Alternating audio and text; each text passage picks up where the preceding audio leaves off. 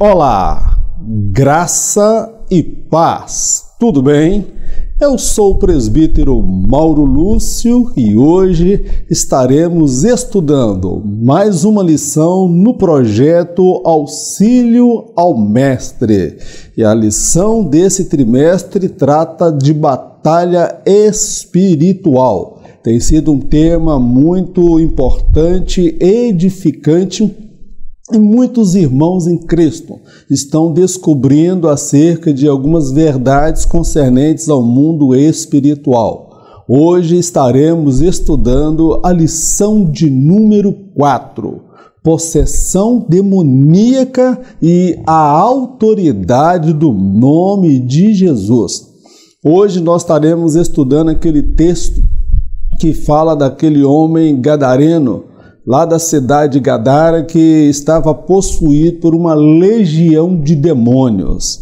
Nós vamos falar sobre possessão, como ela se dá, como se dá a libertação, a autoridade do nome de Jesus. Não existe mandinga, simpatia. E aqueles demônios eram anjos que outrora habitavam no céu e agora estavam habitando no corpo de um homem e posteriormente estavam habitando corpos de porcos. Então a situação deles estava indo de mal a pior. É sobre isso que nós queremos falar nesta lição.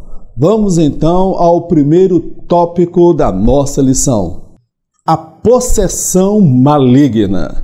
Nós vamos avaliar esse tópico, um dos estágios no qual o pecador chega, o homem sem Deus, e em alguns casos até alguns cristãos, desviados fora do propósito de Deus, mas na igreja, porém envolvido no pecado, quando se dá a possessão demoníaca. É quando os demônios tomam posse e eles têm que ter um direito legal, uma brecha para eles entrar na vida de uma pessoa. E é sobre isso que nós queremos falar, sobre a possessão maligna. Harmonização nas narrativas. Uma mesma história possui vários pontos de vista. O Espírito Santo, ao inspirar cada escritor dos evangelhos, não anulou-lhes o senso crítico, o ponto de vista, a percepção do público-alvo a ser alcançado e a forma como cada um propôs apresentar o Cristo ressurreto. Não se trata de divergências, e sim de completude. Uma obra completa a outra, pois procedem de Deus. É muito peculiar falar sobre esta harmonização das narrativas. São 3 evangelhos que narram esse episódio. Em um dos evangelistas, ele narra que eram 2 endemoniados. Em outros evangelhos, fala que é um endemoniado. Será que há alguma divergência aí entre o que um escreve e o que o outro escreve? Não há divergência. Um evangelho vem para complementar o outro, porque quem escreveu tinha como foco, ponto de vista a ser destacado aquele fato ou aquele episódio. Foi o que ele quis, tendo em vista o ponto de vista dele, o público-alvo, o senso crítico e a percepção que Deus concedeu a cada um. Porque o Espírito Santo, ele não chegou para os escritores do Evangelho e psicografou, não. Olha, vai lá, pega a caneta,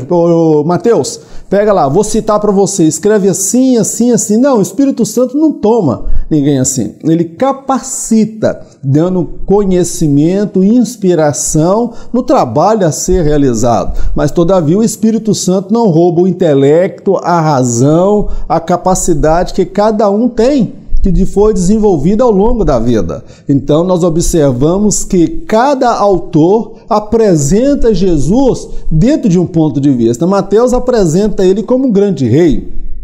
Marcos apresenta ele como o servo, Lucas apresenta ele como o homem perfeito e João apresenta ele como o Filho de Deus. É o que mais fala da divindade de Jesus. Então nós precisamos compreender que não há divergência entre uma narrativa e outra. O que há é a completude, uma obra completa a outra. O que um narrou, outro narra talvez sobre uma outra perspectiva, mas no final a história é a mesma. Não há divergência no texto bíblico, porque ambas procedem de Deus, e Deus não é Deus de confusão.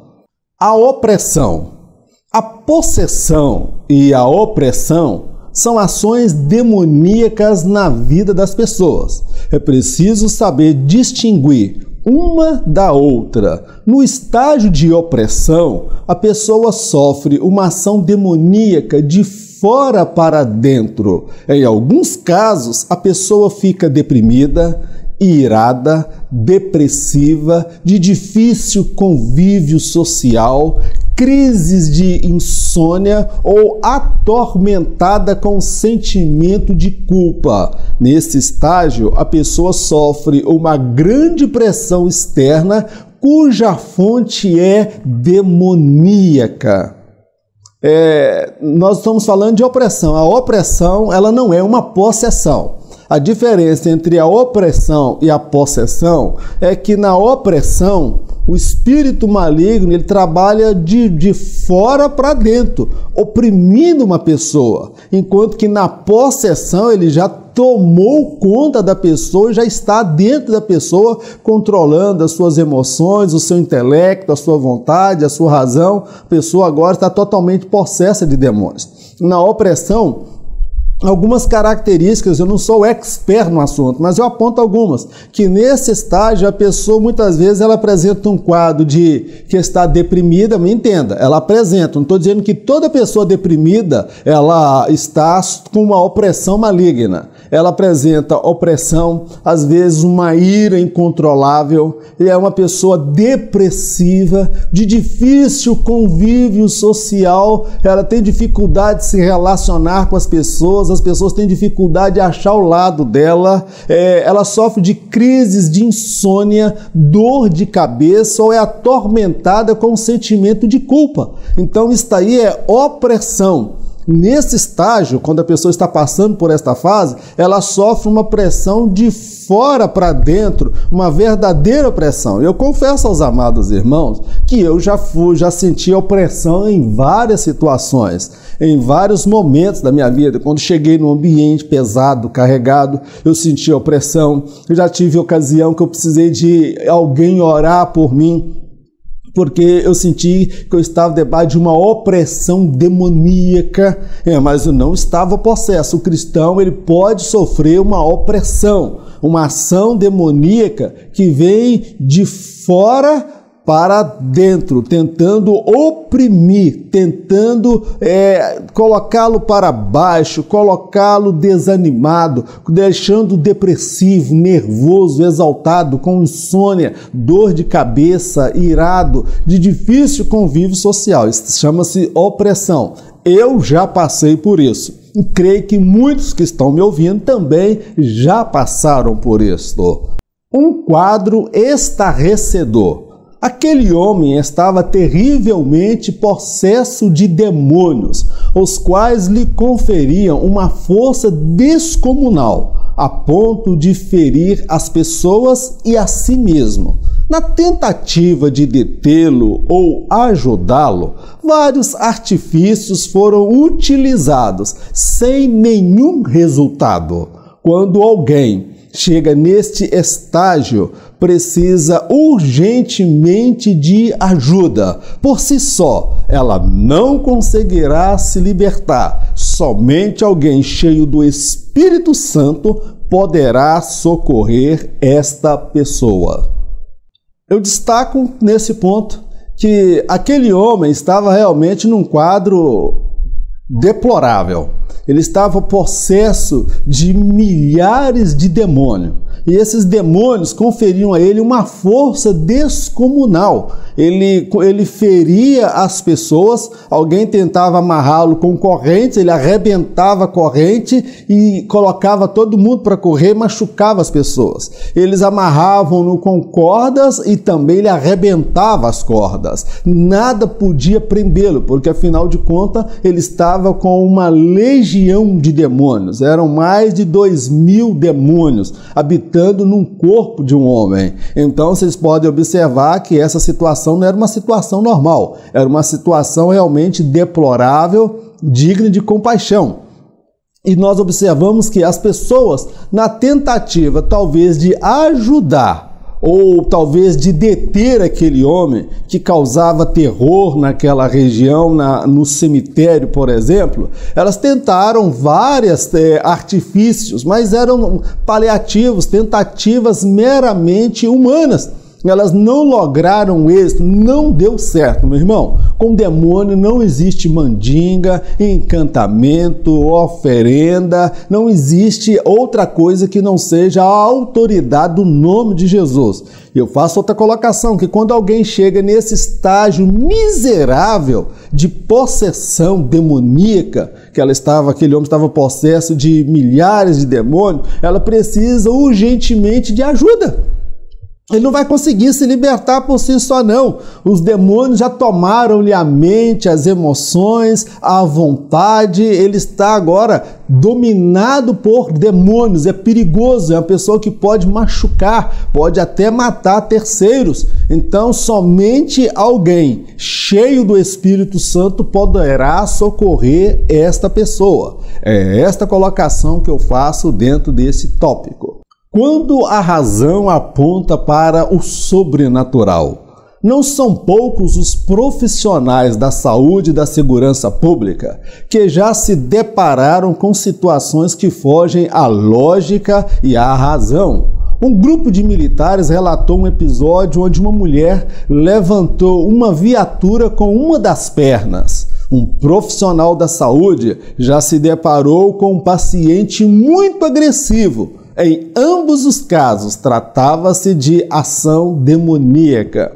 Eu já ouvi relato de um policial militar, ele alega que um grupo de policiais foi efetuar uma ocorrência. Em lá chegando, estava uma mulher totalmente possessa de demônios. Eles tentavam algemá-la, prendê-la e eles não conseguiam prender. Por fim, em dado momento, aquela mulher caída no chão, próxima à viatura, ela levantou a viatura com uma das pernas, uma mulher possessa, totalmente endemoniada. E eles perceberam que aquele caso ali era uma questão agora espiritual, não era uma questão de segurança pública. Era um caso de chamar um pastor, assim o fizeram, e eles realizaram, e o pastor realizou a libertação daquela mulher.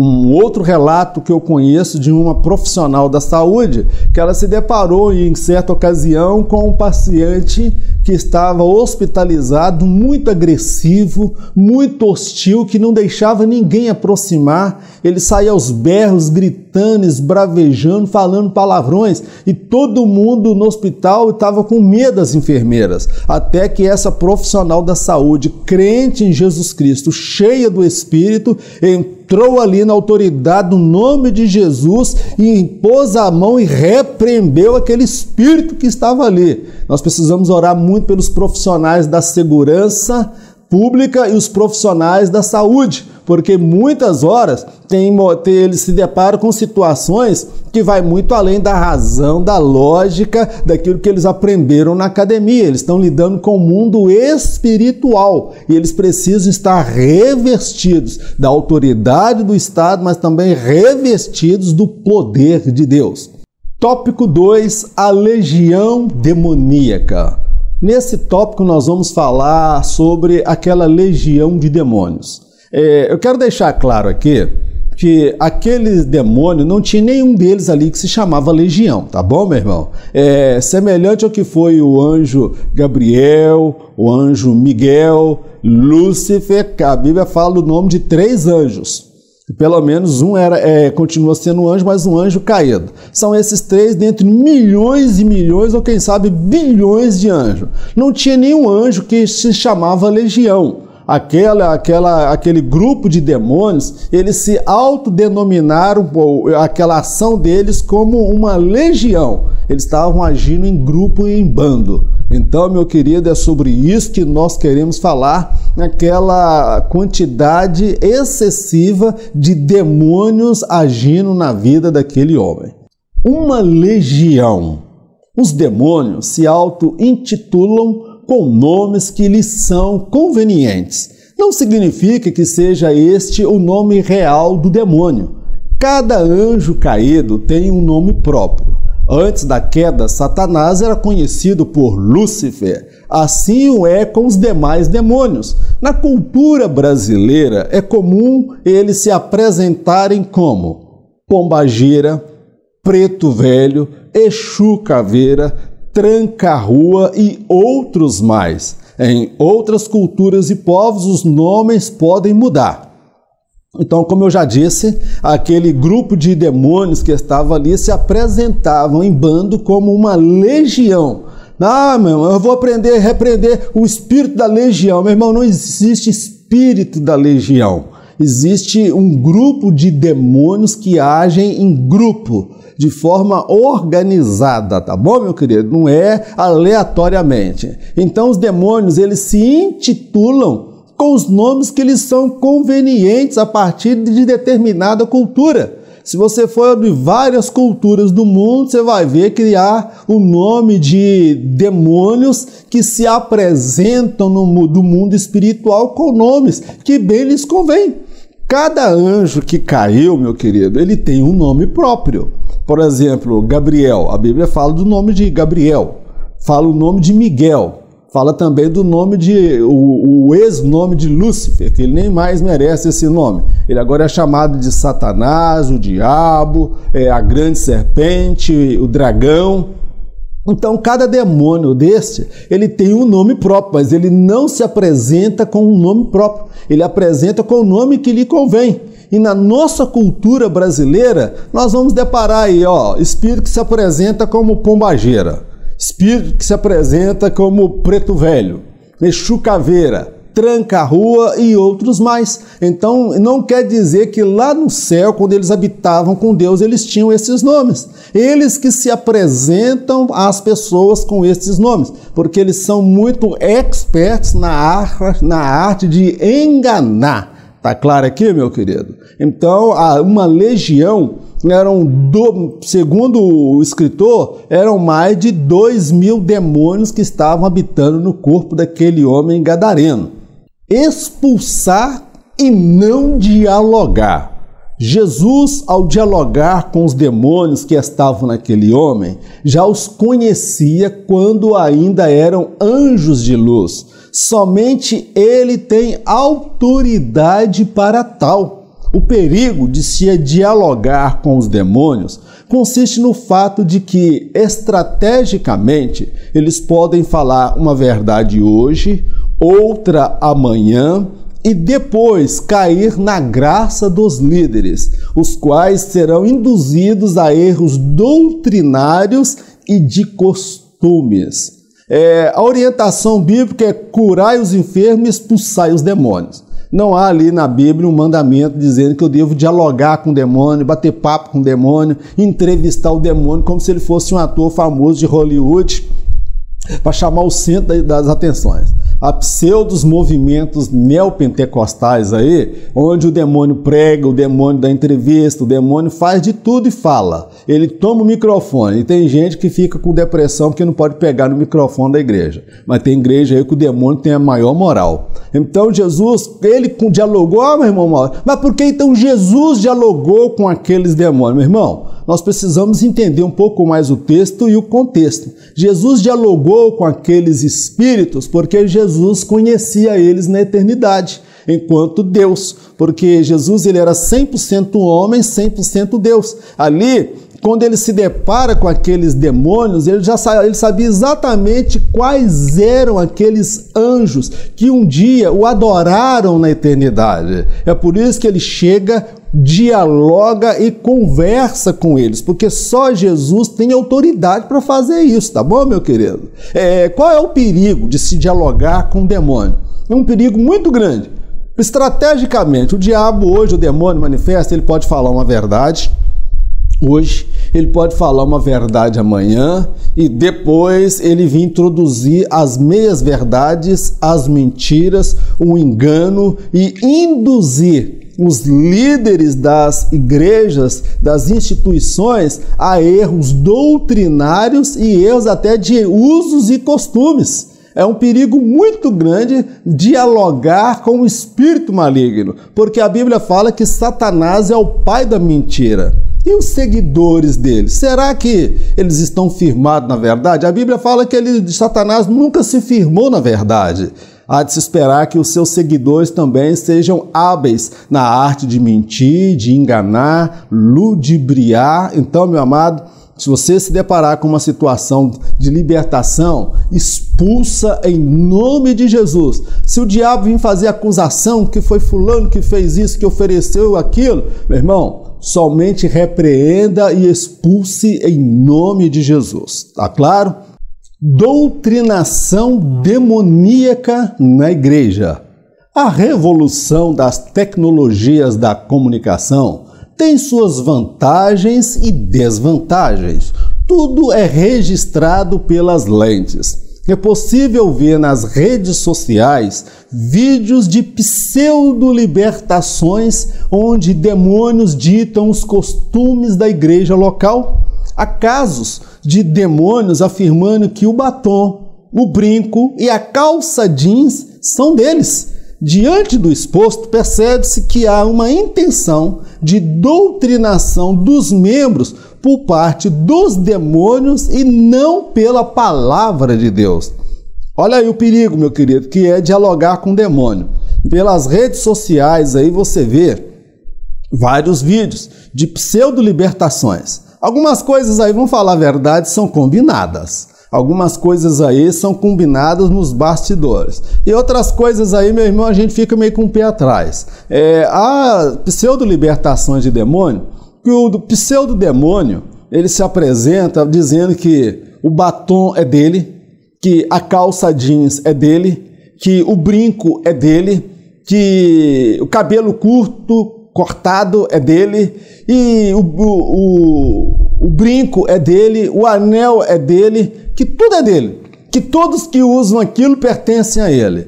Então, pera lá, meu irmão, que igreja é essa? Que quem vai doutrinar a igreja em relação a usos e costumes não é mais a palavra de Deus, são demônios. Porque o demônio falou que a calça jeans é dele, eu não vou usar mais a calça jeans. Se o demônio falou que o batom é dele, então significa que todo mundo que usa batom é do diabo. Então, se o diabo falou que o brinco é dele, quer dizer então que todo mundo que usa o brinco é do diabo, não é de Deus. Isso aí eu vejo como uma doutrinação demoníaca. É o diabo, eu pergunto, diabo vai orientar a gente? Diabo vai falar que a gente está fazendo a coisa errada? Do contrário, meu filho, eles são especialistas na arte do engano. Eu não estou querendo entrar aqui no mérito de usos e costumes. Isso aí é uma coisa entre você e a liderança da sua igreja, entre você e a palavra de Deus e o Espírito Santo de Deus. Paulo diz que todas as coisas são lícitas, mas nem todas me convêm. Todas as coisas são lícitas, mas eu não me deixarei levar por nenhuma delas. Então, a igreja ela tem que ser doutrinada, ensinada acerca de usos e costumes e a doutrina a partir da palavra de Deus e não de pregação, mensagens transmitidas por demônios que estão habitando no corpo de pessoas em fase de libertação. Isso aí, meu irmão, é uma verdadeira aberração. A presença de Jesus. Aqueles anjos caídos que outrora habitavam os céus, agora estavam habitando em um corpo ferido, desnudo e frágil. Quanta decadência! Ao contemplarem Jesus, várias lembranças lhes vinham às mentes. Um dia, eles o adoraram na eternidade. E agora estavam ali diante dele mais uma vez. A dor e a vergonha deles consistia em ter que contemplá-lo ali e não no juízo final. Não há quem despreze os céus e seja feliz de verdade. A presença de Jesus, ela incomoda o inferno. A presença de Jesus, ela incomoda os demônios. Quando Jesus se apresenta para aqueles demônios, meu irmão, foi um momento talvez de extrema vergonha para eles.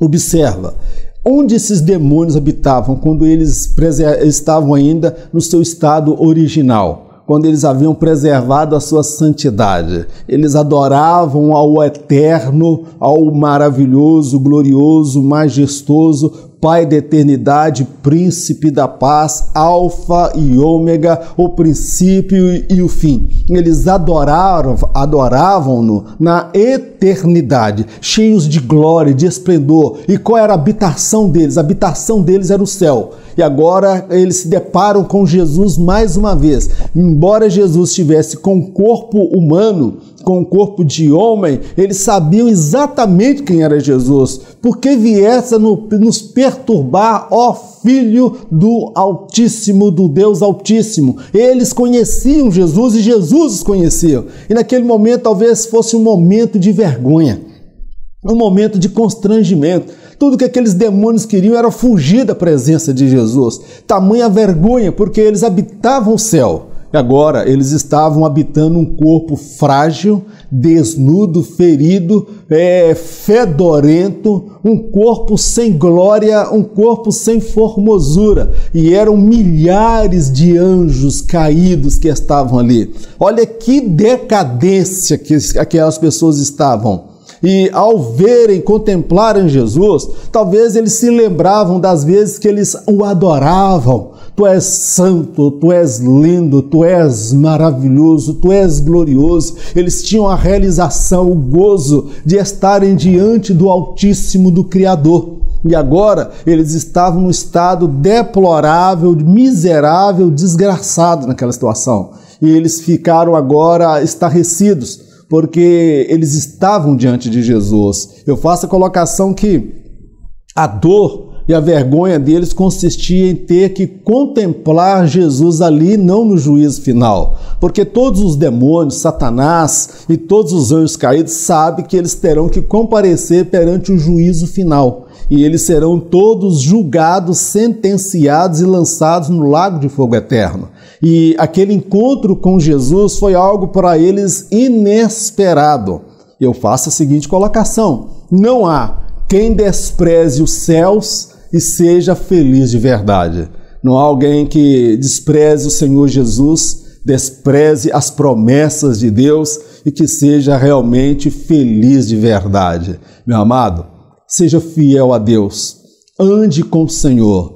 Não brinque de servir a Deus, seja verdadeiro, porque o estado daqueles demônios era um estado de decadência, um estado deplorável. Se o estado do gadareno já era um estado estarrecedor, imagine então a situação daqueles demônios quando eles contemplam a Jesus. O que passava na cabeça e na mente deles. Um dia eles habitavam no céu, e agora estava habitando no corpo de um homem imundo, sujo, ferido e nu. Dos céus aos porcos e finalmente o juízo final. Os anjos caídos que habitavam no corpo do gadareno deveriam estar tomados de vergonha e perplexidade.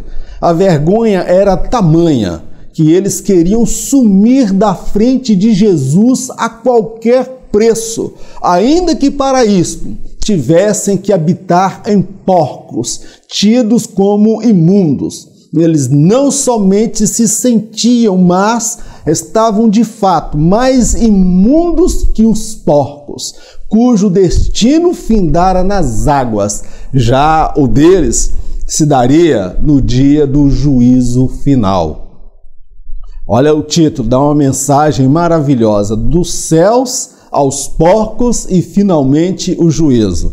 Aqueles anjos habitavam no céu. agora estavam habitando naquele corpo fragilizado. E diante daquela visão de Jesus, diante dele, o Rei da Glória, o Criador do Universo, eles estavam, talvez, na minha compreensão, no meu entendimento, tomados de vergonha e perplexidade. Eram mais de 2.000 anjos caídos que estavam ali. Eles estavam com tamanha vergonha que o desejo deles era sumir da frente de Jesus a qualquer preço, ainda que para isso fosse necessário ele entrar no corpo dos porcos. Olha que situação! Habitavam no céu, caíram do céu, foram lançados na terra. Depois da habitação na terra, agora eles estavam habitando aonde? No corpo de um homem, nu, um ferido, machucado, mal cheiroso. E agora a situação piorou, eles foram lançados agora, eles passaram a habitar em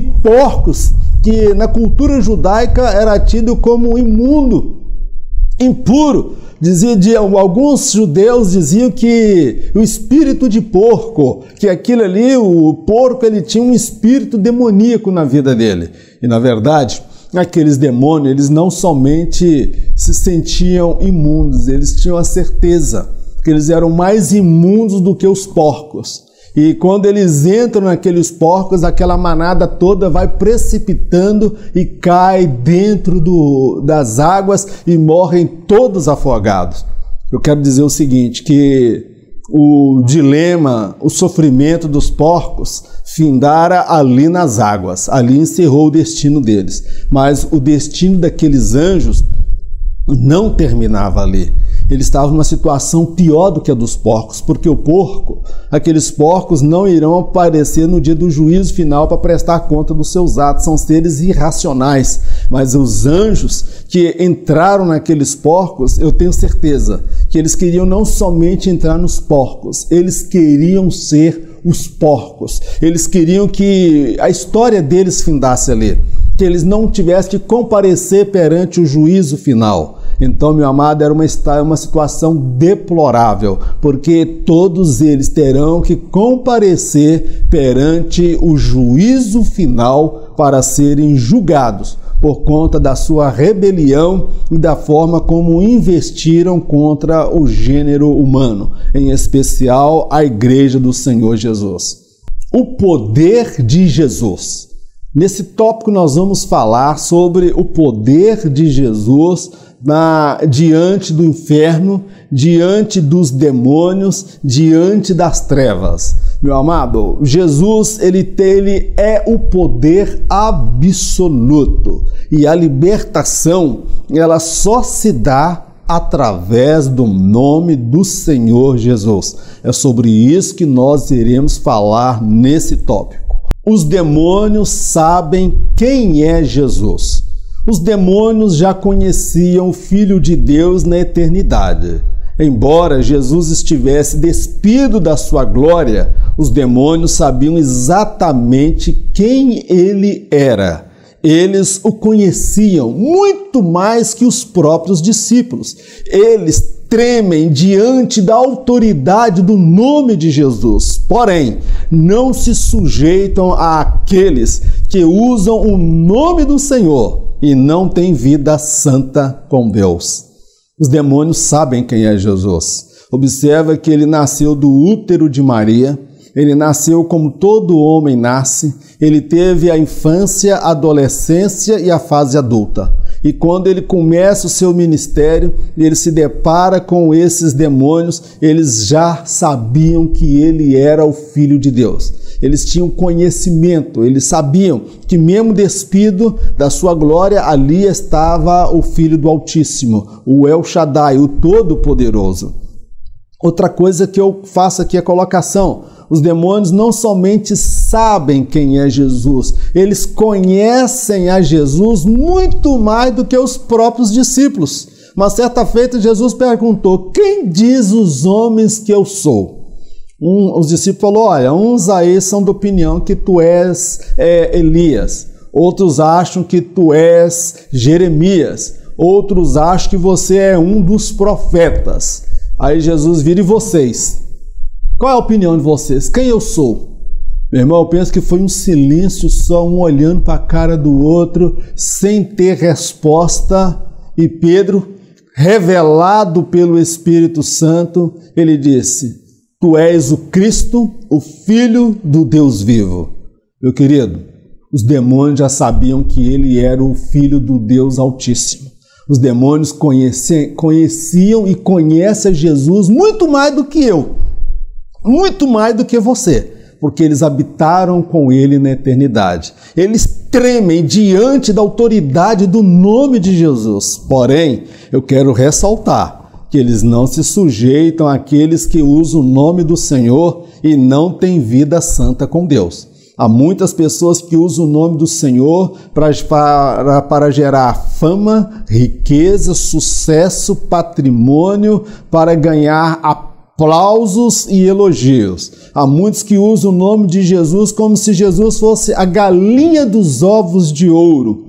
Há muitos que usam o nome de Jesus para alcançar seus objetivos. Eles usam Jesus como uma ponte para chegar até determinado lugar. Meu querido, o demônio sabe quem tem vida com Deus e quem não tem.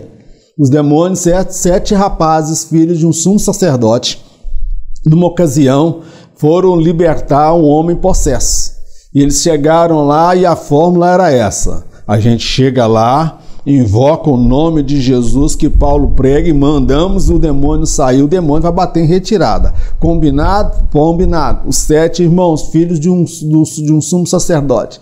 Quando chegou lá, meu irmão, e o demônio lá esbravejando, e eles falam: demônio, em nome de Jesus que Paulo prega, sai desse corpo. O demônio olhou para a cara deles com os olhos estatalados e disse: conheço Jesus.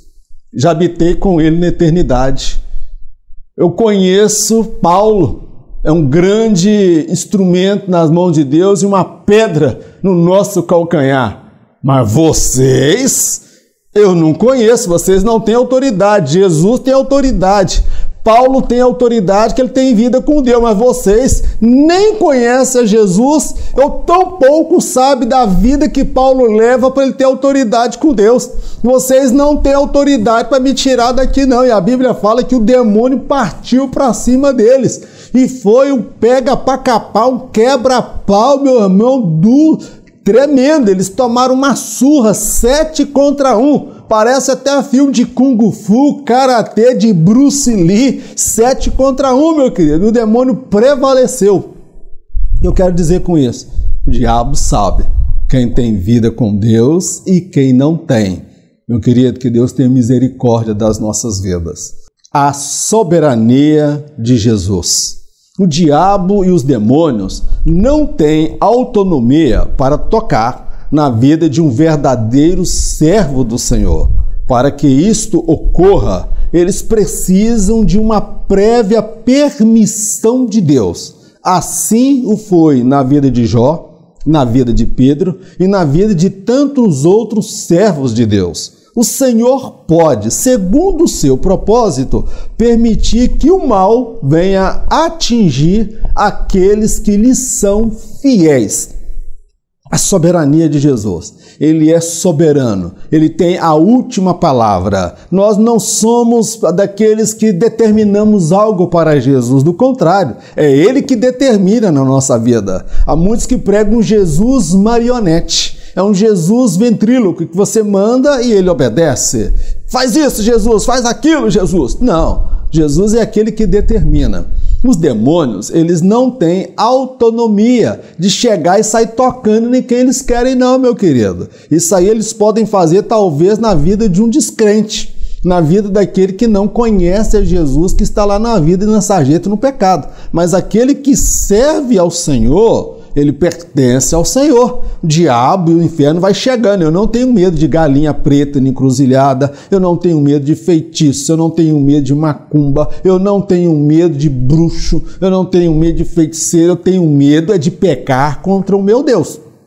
Então os demônios, eles não podem, só com uma condição: se houver uma autorização prévia da parte de Deus, segundo o propósito que ele tem, como foi no caso de Jó. que Satanás, para tocar em Jó, ele teve que pedir a permissão de Deus, e ainda assim Deus o permitiu, porque Deus tinha um propósito maior, de honrar Jó e dar a ele o dobro do que ele possuía, como foi na vida de Pedro, em que Jesus disse: Pedro, Satanás pediu ao Pai para cirandar com você como faz com trigo. Eu, porém, roguei ao Pai para que a sua fé não desfaleça. Ou seja, e tudo aquilo que Pedro passou de negar a Jesus, aquele conflito, ser envergonhado, ter medo de mulher, daquelas mulheres que ele negou o nome de Jesus, o galo cantou, Jesus sabia de antemão. Pedro falou: eu estou contigo no abra, eu vou contigo até as últimas consequências. Mas Jesus falou que ele negaria ele 3 vezes, porque o diabo havia pedido para cirandar com Pedro. É por isso que Pedro passou por aquela situação. Assim foi na vida de Jó, na vida de Pedro, e assim também é na minha vida.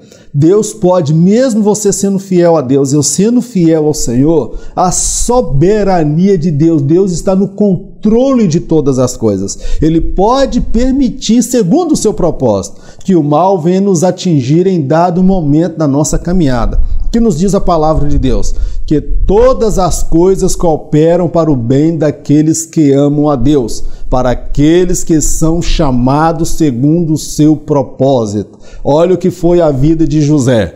Olha o que foi a luta de Davi para chegar ao trono. Satanás se levanta, mas ainda assim somente dentro da permissão e da soberania de Jesus. Amém? A libertação do oprimido. A manifestação sobrenatural do poder de Deus pode gerar reações adversas em cada um. Há aqueles que se rendem a Ele e há quem se mostre hostil e de coração como que de pedra. No caso em questão, as pessoas lamentaram o prejuízo material e não valorizaram a tão gloriosa libertação de uma alma que padecia terrivelmente nas mãos dos demônios. Observa, a manifestação do poder sobrenatural de Deus, ela pode trazer reações adversas. Por um lado, há um grupo de pessoas que pode ter temor de Deus, se curvar diante de Deus, se arrepender e abrir o coração. Mas, por outro lado, há pessoas que podem endurecer o coração, como foi o caso dos moradores, dos porqueiros, aqueles que cuidavam dos porcos. Eles ficaram hostis, o coração deles endureceu. Eu destaco o seguinte, que o mesmo sol que amolece a cera endurece o barro, tá bom, meu querido? Há pessoas que se abrem para Deus e há pessoas que se fecham para Deus. No caso em questão, as pessoas estavam lamentando, era o prejuízo material, mas ninguém abriu a boca para glorificar a Deus, porque agora poderiam fazer enterro no cemitério, porque naquele cemitério não podia enterrar ninguém. Imagina a situação, eles carregando o familiar, indo ali, talvez carregando o defunto, e quando chega na hora de entrar no cemitério, tá lá o gadareno com uma legião de demônio que põe todo mundo para correr, pai, mãe, irmã, tio, cunhada, todo mundo que saiu debaixo de pancadaria porque ninguém podia amarrá-lo, acorrentá-lo, e ele aterrorizava a cidade, ele metia medo de todo mundo. Ninguém glorificou a Deus pela libertação. Eles ficaram agora preocupados com o prejuízo material, porque morreu um grande número de porcos. E ninguém glorificou a Deus pela libertação que ele experimentou. Meu querido, valorize o que Deus fez para você. Ainda que não tenha ninguém batendo palma, ainda que não tenha ninguém aplaudindo, ainda que tenham pessoas de coração duro dizendo que... Eu lembro quando eu vim para o Evangelho, eu tomei o nome de trouxa, mané, vários nomes pejorativos, de careta, quadrado, idiota, otário. Eu tomei vários adjetivos e as pessoas que me deram esses adjetivos hoje estão numa situação miserável, desgraçada. Alguns morreram no mundo da criminalidade. Tá bom, meu querido? Então, para Jesus, uma alma vale mais do que o mundo inteiro. Então, não fique abatido se a manifestação do poder de Deus na sua vida ou através da sua vida leva algumas pessoas a endurecer o coração. O próprio Faraó, diante da manifestação do poder de Deus, endureceu o coração. E aqueles que abrem o coração. Então nós percebemos que há reações adversas ante a uma libertação, a uma manifestação sobrenatural do poder de Deus. Os porqueiros. Nesse tópico 4 nós vamos falar sobre a atitude daqueles que cuidavam dos porcos, as reações que eles tiveram ante a manifestação do poder de Deus. Já demos uma pincelada no tópico anterior, mas nós vamos falar aqui brevemente acerca desse episódio. O local do acontecimento. O episódio se deu na terra dos Gadarenos e não em Israel. Tratava-se de uma terra pagã, com crenças e práticas contrárias à lei de Deus revelada a Moisés. O episódio revela que um descrente, possesso de demônios, pode ser liberto e se tornar um grande missionário. Em Israel, muitos líderes religiosos resistiam à graça de Deus revelada na pessoa de Jesus. Eu pesquisei aí na internet e, segundo a minha pesquisa, aquela terra de Gadara era uma terra pagã, não pertencia a Israel, embora muitos israelitas moravam ali. Muito povo de Israel morava naquela terra, mas tratava-se de uma terra com crenças pagãs, com culturas, práticas e hábitos totalmente contrários aos princípios da palavra de Deus. Era um povo que não conhecia, não temia a Deus. Tá bom, meu querido? Então nós observamos que era uma terra pagã. E Jesus foi até aquela terra e ali, meu querido, esse episódio, ele me faz fazer a seguinte reflexão, que é possível que uma pessoa possessa hoje, endemoniada, que está lá fora da igreja, fumando droga, crack, matando, roubando, que tem sentimento por pessoas do mesmo sexo, que está lá vivendo aquela vida louca, perdida, sem Deus e sem salvação, é possível que Jesus liberte, expulse os demônios e esta pessoa se torne um grande missionário nas mãos de Deus, como foi o caso daquele gadareno. Quando ele foi liberto, ele pediu para Jesus: Senhor, deixa eu ir contigo. Jesus, não, fica, vai para os teus e diga-lhes como Deus usou de misericórdia para contigo e quão grandes coisas o Senhor fez por você. E ele pregou ali em Decápolis, que são 10 cidades. O primeiro missionário que pregou naquela região foi ele, que era o ex-possesso, o ex-endemoniado. O testemunho dele falava mais alto. Onde ele chegava, as pessoas assustavam, ele vai quebrar tudo. Não, o homem estava em sã consciência, limpo, arrumado, pregando e anunciando o evangelho. Isso foi aonde? Uma terra pagã.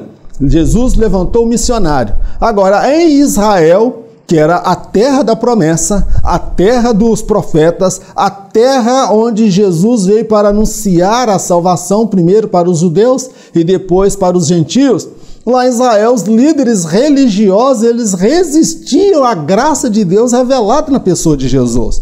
Então nós precisamos tomar cuidado como nós julgamos as pessoas que estão lá fora. As pessoas que estão na igreja, muitas vezes nós achamos que são santas, que são bênção de Deus, e às vezes a pessoa é problemática. São líderes avarentos, gananciosos, depravados, imorais, que resistem à graça de Deus, que não deixa Deus agir, a igreja não cresce, é aquela pessoa que está ali travando a obra de Deus, é um peso morto na casa de Deus. Sabe o que Deus faz? Deus pega esta pessoa que não se arrepende, que não se humilha, arranca da igreja, que a Bíblia fala que o pecador não permanecerá na casa de Deus, tá bom, meu querido? Ele arranca, lança para fora, porque não é quente, nem frio, estou a ponto de vomitar. Ele lança para fora e vai e pega aquele que estava lá no pecado, lá na sarjeta, na miséria, e traz para pregar o evangelho, para tocar, para cantar, para pregar e para ensinar melhor do que muitos que estão aí travando a obra de Deus, tá bom, meu querido? Na terra de Gadara, Jesus levantou o missionário, mas em Israel, os líderes religiosos eram uma verdadeira pedra de tropeço. Será que está acontecendo na nossa igreja Assembleia de Deus nos nossos dias? Umas pedras de tropeço lá de cima que estão dando mau exemplo para toda a membresia e pelo Brasil afora. Que Deus tenha misericórdia das nossas vidas. Vamos prosseguir. Sobre a manada de porcos. Sempre há um preço a ser pago quando o assunto é libertação. Sobre a ótica divina, as pessoas são mais importantes que as coisas. Na ótica humana, por vezes, é o contrário. O prejuízo inicial causado pela libertação do gadareno se transformaria em riqueza para muitas pessoas que estavam cegas espirituais. O prejuízo de hoje pode ser o lucro de amanhã. Eu faço aqui algumas colocações e ponderações. Em se tratando de libertação, sempre há um preço a ser pago. É por isso que eu estou convidando a todas as pessoas que durante esse trimestre estejam fazendo jejum e oração. Eu estou consagrando. Durante todo esse trimestre, você precisa pagar um preço, você precisa sair da zona de conforto. Não existe libertação verdadeira se não houver, meu amado irmão, um preço a ser pago. Tem coisa que é você que faz. Então, sobre a ótica divina, as pessoas elas são mais importantes que as coisas. Agora, sobre a ótica humana, as coisas são mais importantes que as pessoas. Nós usamos as pessoas e amamos as coisas. Nós usamos, às vezes, o pai, a mãe, que não ajuda, não contribuímos com os afazeres domésticos. Há marido que usa a esposa e não ajuda ela nos seus afazeres domésticos. Há filhos que usam os pais porque não contribuem mensalmente, ou seja, eles usam, mas tem verdadeiro amor com smartphone, com iPhone, com tênis de marca, com roupa de marca, maquiagem, quer andar no luxo e padece o bucho. Não tem dinheiro para o dízimo, não tem dinheiro para oferta, não tem dinheiro para contribuir, para colocar um ar-condicionado na igreja. Pera lá, meu irmão, que negócio é esse que ama Jesus? Então, meu querido, nós precisamos reavaliar que conceito de cristianismo é esse que nós temos. Pessoas que amam mais as coisas do que as pessoas. E eu destaco mais um outro ponto de vista, que o prejuízo inicial causado pela libertação, porque foram muitos porcos, aquela manada toda se precipitou e morreu afogada, foi um prejuízo material. Foi um prejuízo muito alto. Porém, aquele prejuízo material, ele se transformou numa riqueza espiritual. Amém, meu querido? Uma riqueza espiritual, porque aquele gadareno que aterrorizava as cidades, agora ele abençoava 10 cidades, pregando, falando, anunciando quão grandes coisas o Senhor fez por ele. Ele estava fazendo uso agora da autoridade do nome de Jesus, expulsando demônios, expulsando, curando os enfermos, fazendo coisas extraordinárias. Então, meu querido, eu quero dizer que o prejuízo de hoje pode ser o lucro de amanhã. Continue firme com Deus no seu propósito. Não deixe de lado aquilo que Deus colocou na sua mão. Ainda que a princípio você está tomando prejuízo, ainda que a princípio você não está tendo lucro, ainda que a princípio você não está tendo vantagem nenhuma, você só está perdendo. Depois que eu aceitei Jesus, eu só andei para trás, tudo está dando errado na minha vida. Meu querido, há um preço a ser pago. Espera no Senhor, porque esse prejuízo, essa luta e essa dificuldade, ela vai ser transformada em bênção espiritual no seio da sua família. Deus pretende alcançar o seu pai, a sua mãe, seu irmão. Deus pretende alcançar toda a sua parentela. Amém, irmão? Dá um glória a Deus aí. Agora há um preço a ser pago. Há um preço a ser pago. Jejum, oração, santificação. O que a palavra de Deus afirma em Josué, capítulo 3, verso 5? Santificai-vos, porque amanhã o Senhor fará maravilhas no meio de vós. O estranho pedido do povo. Uma verdadeira incoerência ocorrera ali. Os demônios que aterrorizavam a população não foram expulsos por eles. No entanto, a mesma população expulsara a Jesus de suas terras. Sendo Jesus o Senhor de toda a terra, ele acatou-lhes o pedido. Assim o é em nossos dias. Ele não força a permanência no coração dos homens, só fica onde é bem-vindo e amado. Olha que estranho pedido, que incoerência, que absurdo aquela situação. Jesus, ele vai na cidade, o homem que aterrorizava a cidade, que amedrontava todo mundo, que não dava paz na cidade, nem de manhã, de tarde ou de noite. A criança não podia ficar brincando na rua, porque podia vir, olha o gadareno tá solto. Jesus vai e resolve o problema da cidade, o terror da cidade. Aí agora as pessoas, Jesus expulsa os demônios e as pessoas vêm e expulsam Jesus. E Jesus poderia falar, quem vocês pensam que vocês são? Vocês são gentalha, rapaz, vocês são um bando de pecadores, vocês são pagãos, vocês são criador de porcos. Porcos é um animal imundo perante a lei de Moisés. Jesus tinha tudo para arrebentar com eles, meu querido. Às vezes nós temos tudo para humilhar as pessoas. Às vezes nós temos tudo, a argumentação para arrebentar com alguém. Mas sabe o que eu vejo? A humildade de Jesus, quando ele fala, aprendei de mim que sou manso e humilde de coração, Jesus acatou o pedido deles. Jesus acatou o pedido dele, ele só não acatou o pedido do gadareno. Gadareno queria ir com Jesus porque ele ficou morrendo de vergonha da atitude da população. Ele falou, olha, vai e conta para os seus, como Deus teve misericórdia de ti, quão grandes coisas ele fez por ti. Jesus saiu. Assim, meu irmão, nos dias de hoje, Jesus, ele não força a permanência no coração dos homens. Ele faz assim, ó. Eis que estou à porta e bato. Se alguém ouvir a minha voz e abrir a porta, então eu entrarei, cearei com ele e ele comigo. O incrível é que essa mensagem não foi pregada ou transmitida para descrente, foi transmitida para uma igreja. Tem muita igreja que Jesus ficou do lado de fora. Tem muitos púlpitos que as mensagens não são mais cristocêntricas. São mensagens de riqueza, de prosperidade, de empresa, de bens, de casamento, de gente encalhado. Eu não estou dizendo que a gente não deve buscar essas bênçãos. Devemos buscar. Porém, isso aí, meu irmão, é uma consequência de uma fidelidade com Deus, mas não é o objetivo final.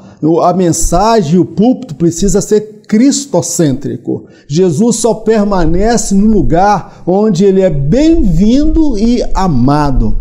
Entra Jesus, fica Jesus mais um pouquinho. Não vá sem eu antes lhe falar como tu és maravilhoso. Tua presença inundou este lugar. Jesus, ele gosta de declaração de amor.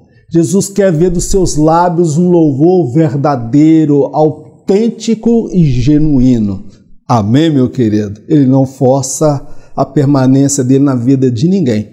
Se você quiser ser fiel, ele vai te aceitar. Se você quiser ser carnal, envolvido no pecado, ele vai respeitar também a sua vontade. Ele não força ninguém a ser crente. Ele não força ninguém a ser santo. Só tem uma coisa. No dia do juízo final, você vai ter que comparecer lá, tá bom, meu querido? Então é melhor você se relacionar com Jesus agora do que você ter que encará-lo na eternidade, no juízo final. Vamos orar? Senhor, nós te agradecemos por mais esta oportunidade de aprendermos juntos a Tua palavra. Toda honra, toda glória, todo louvor nós damos ao Senhor, porque só Tu és digno, só Tu és merecedor. Meu Deus, santifica as nossas vidas. Meu Deus, dá-nos a autoridade para expulsar os demônios e curar os enfermos. Meu Deus, o diabo e os demônios sabem quem realmente serve ao Senhor e quem não serve. Meu Deus, nós queremos ser conhecidos, ó Pai, não somente nos céus, mas também no inferno, que nós somos fiéis ao Senhor. Dá-nos a graça de suportar as adversidades, os vendavais, as perseguições, as calúnias, porque nós bem compreendemos que, segundo o seu propósito, o Senhor até permite muitas vezes que o inferno se levante contra as nossas vidas. que o mal nos alcance, mas dá-nos a maturidade para compreendermos que o Senhor está no controle, a tua soberania, nada foge ao teu controle. Se o Senhor permitiu essa adversidade, o Senhor vai mudar o nosso cativeiro, vai mudar a nossa história, vai nos dar vitória. Meu Deus, eu abençoo cada servo teu que está enfrentando luta, problema de enfermidade, problema financeiro, problema no casamento. Meu Deus, a tua palavra está escrita que por um caminho o inimigo se levantará contra ti, mas por 7 caminhos ele fugirá diante de ti. Senhor, nós abençoamos a cada um em nome de Jesus. Amém. Que o grande amor de Deus, a graça do nosso Senhor e Salvador Jesus Cristo, as doces consolações do Espírito Santo de Deus, seja com todo o povo de Deus, não somente hoje, mas para todos sempre. Em nome de Jesus, amém. Que Deus te abençoe poderosamente. E eu tenho uma má notícia para te dar, que em caso de arrebatamento, eu não estarei aqui para ministrar a próxima lição. Amém? Amém não, meu irmão. Está amarrado, em nome de Jesus. Em caso de arrebatamento, nem eu e nem você estaremos aqui para assistirmos a próxima lição. Porque em caso de arrebatamento, nós subiremos e encontraremos com o Senhor por sobre as nuvens. Amém? E ali você vai compreender que valeu a pena tudo que você passou, porque os céus estão abertos esperando a sua chegada. Fique na paz e Deus te abençoe no nome de Jesus.